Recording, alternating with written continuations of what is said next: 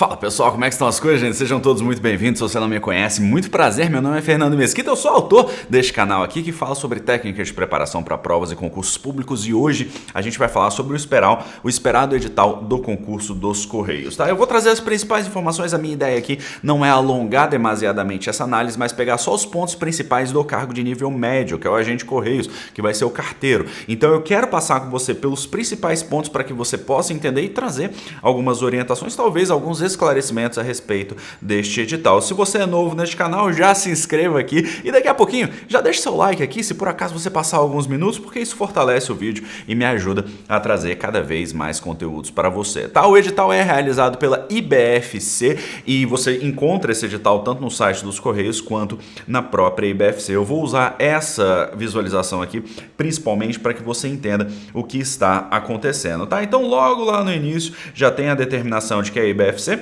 que vai fazer este concurso, vai ter aqui o quadro de vagas do edital, mostrando onde que essas vagas vão ser alocadas. O prazo de validade do concurso é 1 ano. Muita gente se pergunta assim, Fernando, mas então eu só vou trabalhar durante 1 ano? Não, esse aqui é o prazo de validade do concurso, do procedimento do concurso. Isso aqui é um cargo efetivo, é um emprego público que você vai ter dentro dos Correios. Quando você for contratado, você fica lá até que você se desligue, se aposente, enfim. Isso aqui é a duração do concurso, tá bom?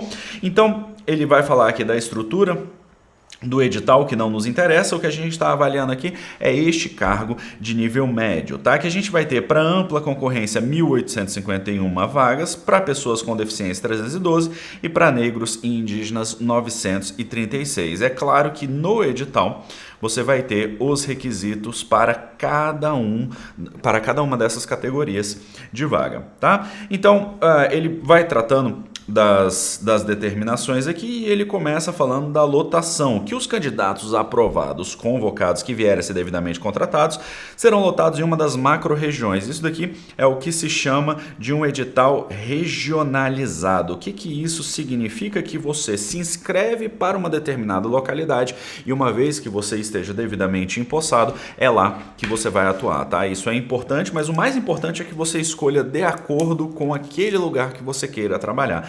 É natural que grandes centros, por exemplo, tenham uma concorrência mais qualificada do que lugares que não são tão visados pelo pessoal que presta concurso.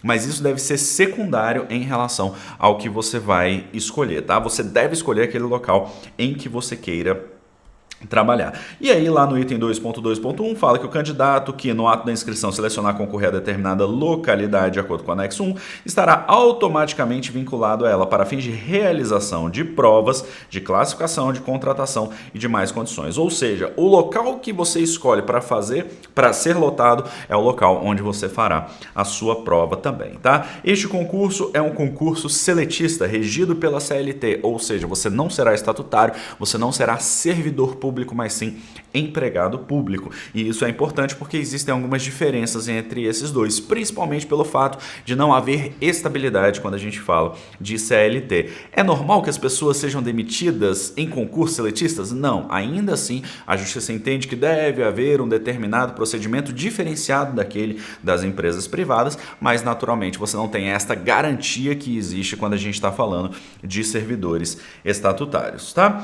E aí a gente segue aqui para falar sobre a carga horária. A carga horária que nós vamos ter aqui para o nível médio é de 44 horas por semana e o salário que está previsto em edital é de R$ 2.429,26. Além disso, você tem direito a vale alimentação, vale transporte, auxílio creche ou auxílio babá, plano de previdência complementar e plano de saúde. Esse valor aqui na prática de R$ 2.429, ele é maior quando você assume, tá?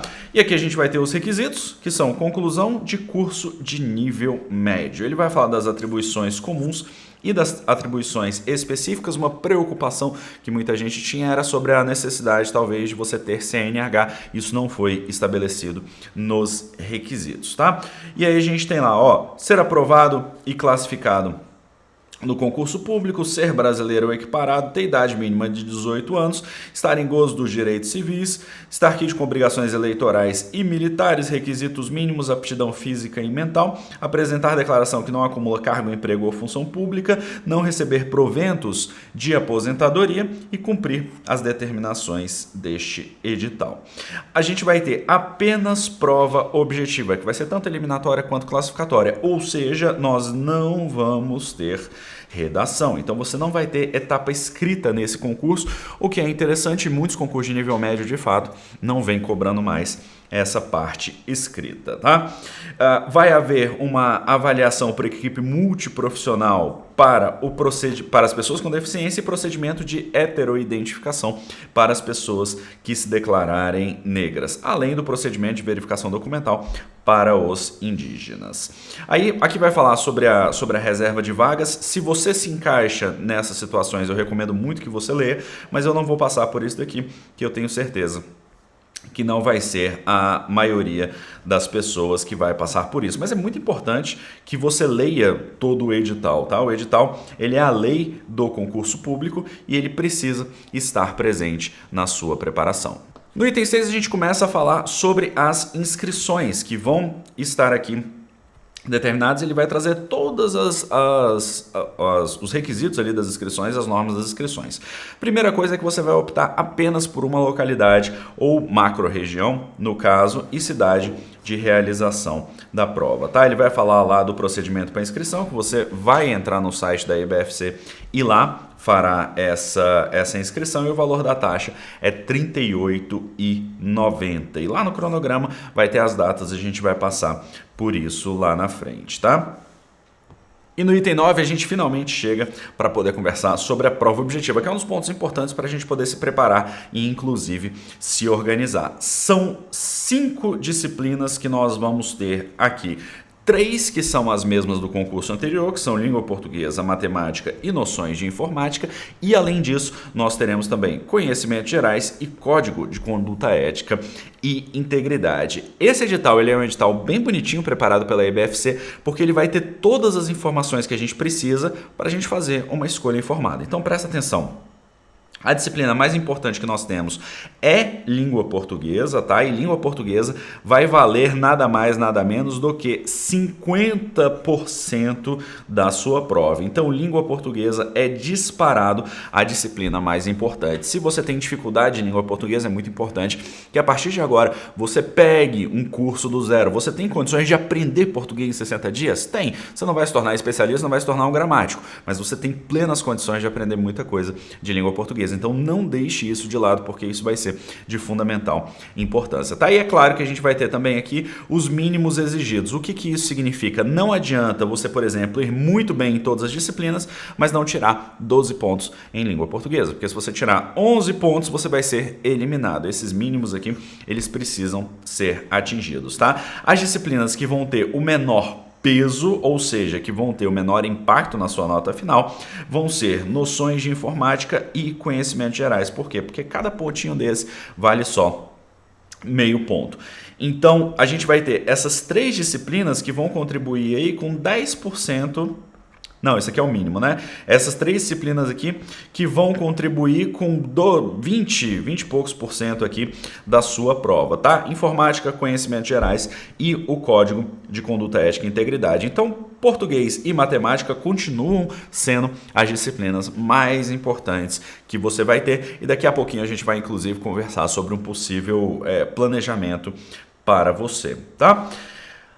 Nós vamos ter uma prova com 4 alternativas, sendo apenas uma correta. É uma prova mais fácil do que normalmente a gente vê, porque normalmente as provas de múltipla escolha, elas vão trazer 5 alternativas, A, B, C, D, E. Aqui, como você só vai ter A, B, C, D, você tem 25% de chance de acertar se você chutar. É claro, você vai chutar o mínimo possível, mas é uma prova mais simples que outras provas que a gente vê, como por exemplo FGV, FCC, em provas de tribunais, em provas de outras circunstâncias. E aí, o caderno de questões de prova objetiva e o gabarito preliminar serão divulgados na IBFC. O caderno de questões ficará disponível somente no prazo recursal dos gabaritos, assim como a folha de resposta dos candidatos, tá? Sobre a realização da prova objetiva, a gente vai ter uma prova de 4 horas. Uma quantidade boa, nós estamos falando aqui de 60 questões. Se a gente pegar, deixa eu dividir aqui, em 4 horas a gente vai ter 240 minutos.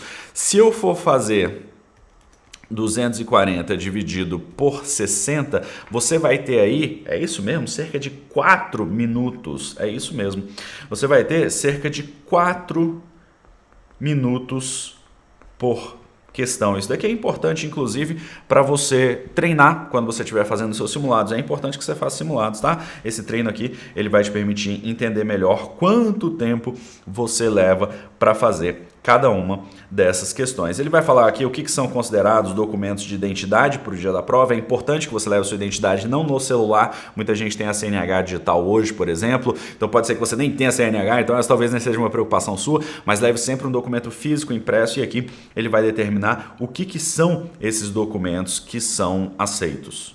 Uma boa notícia dessa prova é que os candidatos poderão levar o caderno de questões depois de 2 horas do início da prova, ou seja, passou metadinha ali da prova, você já consegue levar o seu caderno de questões. É muito importante que você carregue com você esse caderno é aquele que você recebe para ver as questões ali para fazer a prova, porque é ele que vai te permitir olhar essas questões e avaliar o que aconteceu na sua preparação. Um dos grandes erros que os candidatos cometem às vezes é não avaliar como que foi a preparação deles. Essa avaliação ela só pode ser feita por meio das questões que você acertar ou errar, tá? Dê uma olhada nesses itens aqui que estabelecem a eliminação, porque muita gente não sabe dessas coisas e isso daqui pode custar uma prova sua. Vai ter uma etapa de recursos que a gente só precisa pensar um pouco mais para frente, mas que é interessante que você conheça, e o resultado final vai ser simplesmente a pontuação total na prova objetiva, porque não há outras provas para serem avaliadas. Como tem muito empate em prova desse jeito, esses critérios de desempate aqui, eles são extremamente importantes, tá? O resultado final vai ser divulgado em 3 listas, observada a localidade. O resultado final da ampla concorrência, o resultado final para as pessoas com deficiência e o resultado final para os negros e os indígenas, tá? Além disso, a gente vai ter a homologação do concurso, que é quando se diz que esse procedimento correu bacana ali, e a contratação ela já deve acontecer já no início de 2025, pelo menos é essa a expectativa do cronograma que os próprios Correios vêm veiculando aí ao longo do tempo. Lá no anexo 1 você tem todas as macro-regiões, você tem a quantidade de vagas pela ampla concorrência, então é interessante que você dê uma olhada nesse anexo 1 para você entender onde que vai ter uma boa quantidade de vagas, os locais onde você quer concorrer. Então a gente vai ter Paraná, Mato Grosso, Minas Gerais, cara, São Paulo tem uma cabeçada, tem DF. Tem DF, como é que tá meu DF? Ah, tem DF, 8 vaguinhas, meu Deus do céu. O DF já teve mais prestígio nesses concursos. E além disso, vai ter os municípios que compõem a macro-região e cidade de realização da prova. Então você pode saber onde que essas provas serão realizadas. E aí a gente vai ter município pra cacete, né? Mais de 5 mil municípios no Brasil e aqui tem uma boa parte deles.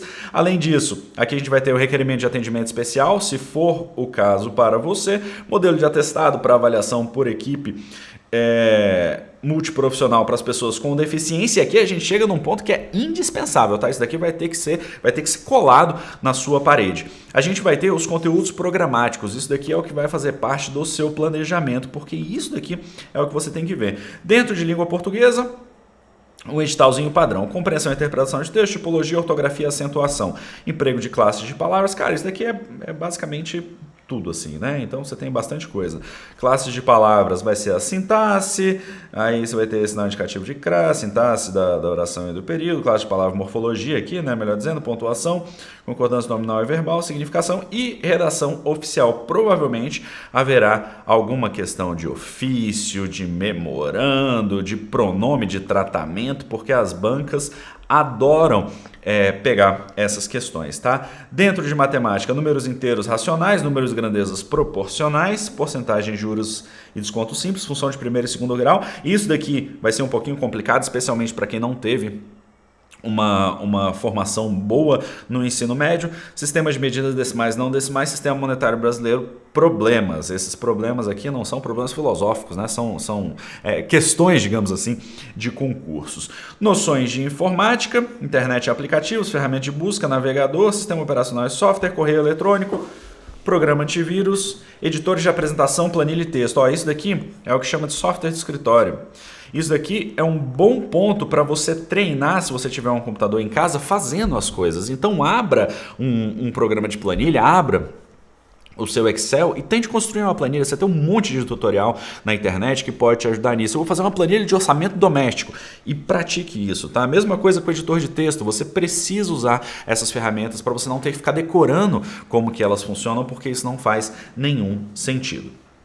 Em conhecimentos gerais, noções básicas de cartografia, orientação por pontos cardeais, coordenadas geográficas, latitude, longitude e altitude. Rapaz, representação, leitura, escala, legenda e convenção. Tópico interessante, viu? Aspectos físicos do Brasil e meio ambiente. Isso aqui é um tópico de geografia bonitão. Organização do espaço agrário, atividades econômicas, modernização e conflitos, organização do espaço urbano, dinâmica da população brasileira, formação territorial e divisão político-administrativa. Nesses conhecimentos gerais aqui, a gente tem praticamente assuntos de geografia, tá? É um assunto gostoso de estudar quando você entende que existem problemas maiores com os quais você precisa se preocupar e questões muito técnicas.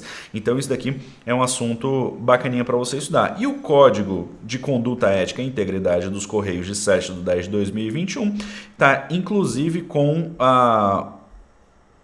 o texto aqui desse código de ética. Então é interessante que você dê uma olhada para você saber como que você vai fazer uso disso. E é claro que para todos esses materiais você deve construir um resuminho, você deve fazer um mapa mental, você deve trabalhar com isso de uma forma mais estruturada, tá? Entrando aqui nesse código de ética aqui, é um documento bonitinho, bem diagramado, de 13 páginas e 13 seções. Isso daqui é um negócio que você vai levar tipo 1 ou 2 horas para estudar, e quando você terminar, a única coisa que você vai ter que fazer é ficar revendo isso daqui. Tem algumas coisas mais chatinhas aqui que falam de compromisso nas relações com o governo e sociedade, então é muito, como é que eu vou dizer, é muito pouco tangível, então é mais difícil de a gente gravar essas informações, tá? Mas você vai ver que não é um negócio que dá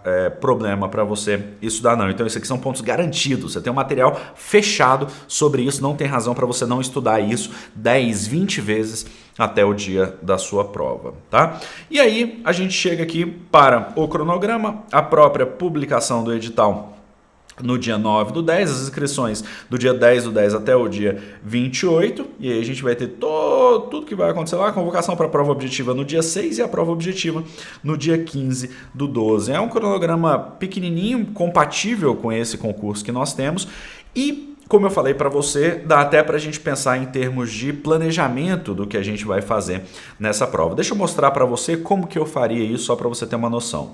Eu vou fazer um planejamento bem simplesinho, só para você entender. Digamos que você tem aí em torno de 3 horas para você estudar por dia. Essas daqui são as disciplinas que a gente vai estudar.